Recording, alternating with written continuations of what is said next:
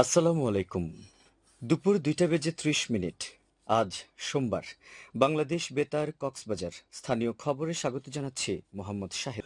ভবিষ্যৎ প্রজন্মকে মাদক থেকে দূরে রাখতে মাদক পাচারে জড়িতদের আইনের আওতায় আনতে সরকার কাজ করছে বলে জানিয়েছেন স্বরাষ্ট্র উপদেষ্টা লেফটেন্যান্ট জেনারেল অবসরপ্রাপ্ত মোহাম্মদ জাহাঙ্গীর আলম চৌধুরী।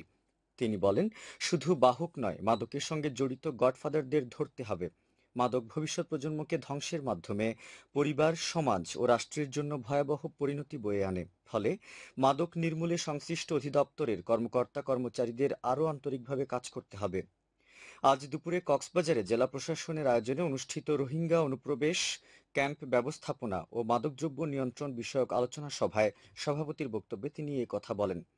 শহরের বিয়াম ফাউন্ডেশন আঞ্চলিক কেন্দ্র মিলনায়তনে অনুষ্ঠিত এ সভায় দুর্যোগ ব্যবস্থাপনা ও ত্রাণ মন্ত্রণালয়ের উপদেষ্টা ফারুক ই আজম বীর প্রতীক, প্রধান উপদেষ্টার প্রতিরক্ষা ও জাতীয় সংহতি উন্নয়ন বিষয়ক বিশেষ সহকারী লেফটেন্যান্ট জেনারেল অবসরপ্রাপ্ত আব্দুল হাফিজ বক্তব্য রাখেন। সভায় সশস্ত্র বাহিনী, শরণার্থী ত্রাণ ও প্রত্যাবাসন কমিশনার, জেলা প্রশাসন ও স্বরাষ্ট্র মন্ত্রণালয়ের অধীন অধিদপ্তরের ঊর্ধ্বতন কর্মকর্তারা উপস্থিত ছিলেন। সভা শেষে স্বরাষ্ট্র উপদেষ্টা সাংবাদিকদের বলেন, জনগণ সচেতন হলে মব ভায়োলেন্স হবে না। কোনো মব ভায়োলেন্স ও চাঁদাবাজি বরদাস্ত করবে না সরকার। এছাড়া কেউ আইন নিজের হাতে তুলে নিলে কঠোর ব্যবস্থা নেওয়া হবে বলে জানান তিনি। এদিকে বিকেলে দুই উপদেষ্টা উখিয়ার রোহিঙ্গা ক্যাম্প পরিদর্শন করার কথা রয়েছে। কক্সবাজারে জুলাই উইমেন্স ডে উদযাপন উপলক্ষে জেলা প্রশাসনের আয়োজনে আলোচনা সভা অনুষ্ঠিত হয়েছে। আজ সকালে জেলা প্রশাসকের কার্যালয়ের সম্মেলন কক্ষে জুলাই বিপ্লবের নারী যোদ্ধাদের অংশগ্রহণে এ সভা অনুষ্ঠিত হয়। এতে সভাপতিত্ব করেন জেলা প্রশাসক মোহাম্মদ সালাউদ্দিন। সভাপতির বক্তব্যে জেলা প্রশাসক বলেন, জুলাই অভ্যুত্থানে নিজেদের অধিকার আদায়ে সোচ্চার হয়েছিলেন সাহসী জুলাই কন্যারা। তাদের অবদানকে সম্মান জানানোই দিবসটি উদযাপনের অন্যতম লক্ষ্য।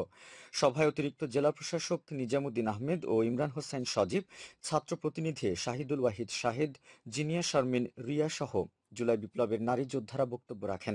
এ সময় সরকারি কর্মকর্তা, রাজনৈতিক নেতৃবৃন্দ, ছাত্র প্রতিনিধি সহ সংশ্লিষ্টরা উপস্থিত ছিলেন। বক্তারা বলেন, জুলাই অভ্যুত্থানে নারীদের অংশগ্রহণ ছিল ব্যাপক। তাদের এই অবদান ইতিহাসে স্বর্ণাক্ষরে লেখা থাকবে। উপকূলীয় জেলা হিসেবে কক্সবাজারে ঘূর্ণিঝড়ের প্রবণতা ও ক্ষয়ক্ষতি দেশের অন্যান্য জেলার তুলনায় বেশি দেখা যায়। আবহাওয়ার কিছুটা তারতম্য হলেই কক্সবাজার সমুদ্র বন্দরে সতর্ক সংকেত জারি করে আবহাওয়া অধিদপ্তর। কিন্তু আবহাওয়ার এই সতর্ক সংকেত সম্পর্কে কতটা সচেতন কক্সবাজার জেলার মানুষ? কোন সংকেত দ্বারা কি বুঝায়? এ নিয়ে আমাদের ধারাবাহিক প্রতিবেদনের আজ শুনুন প্রথম পর্ব। উপকূলীয় জেলা হিসেবে দেশের অন্যান্য জেলার তুলনায় কক্সবাজার জেলায় ঘূর্ণিঝড়ের প্রবণতা তুলনামূলক বেশি। ফলে আবহাওয়া অধিদপ্তরকে প্রায় কক্সবাজার সমুদ্র বন্দরে সতর্কতা সংকেত জারি করতে দেখা যায়।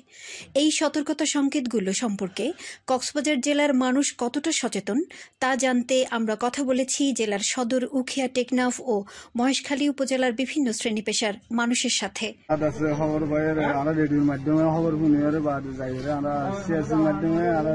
ভলেন্টিয়ার আছে দিনে আর কি করে তাহলে হিনারা সতর্ক করে দিয়ে আর নিজে একখান সতর্ক করে দেয়। সিঙ্গল যখন পরে তাহলে 1 নম্বর হইলে 2 নম্বর হইলে 3 নম্বর 4 নম্বর দিলে পতাকা তুলে করতে 3 নম্বর হইলে একটা পতাকা উড়ি ফার্স্ট পার হয়ে গেল বিয়ে নেব 6-7 হইলে তারপর 3 নদী আরা বেতারর এই খবর বার্তি সিঙ্গেল হর বেতারর খবর বার্তি আরা ফোনি গাড়ি যদি ফোনি বেললে আরা সাগরণ ন যায় এত কিলোমিটার বাতাস পাইব মানে আর ক্যাম্পার মাঝে বেসের এটু মাঝে শুনি সলম্বর সিঙ্গেল ফরেনার মাল সামানা লইরে যাগো আরতে।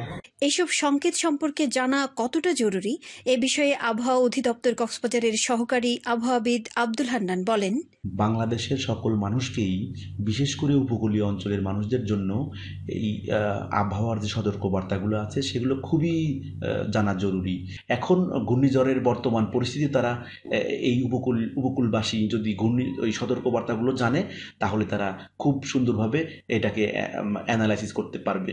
এই জন্য সতর্কবার্তাগুলো সাধারণ মানুষের জন্য জানা খুবই জরুরি। বাতাসের গতিবেগ যখন জানতে পারবে, বৃষ্টিপাতের পরিমাণ কিংবা বৃষ্টিপাত যখন আইডিয়া করতে পারবে এবং জলোচ্ছ্বাস যখন তারা শুনতে পারবে কি পরিমাণের পানির উচ্চতা বাড়বে, সেজন্য তাদের এই এদের যে সিগন্যালগুলো আছে সেগুলো জানা খুবই জরুরি। ঘূর্ণিঝড় সহ দুর্যোগপূর্ণ যে কোনো পরিস্থিতিতে নিরাপদ থাকতে আবহাওয়ার সতর্ক সংকেতগুলো সম্পর্কে জেনে রাখা অত্যন্ত জরুরি বলে মনে করে সচেতন মহল।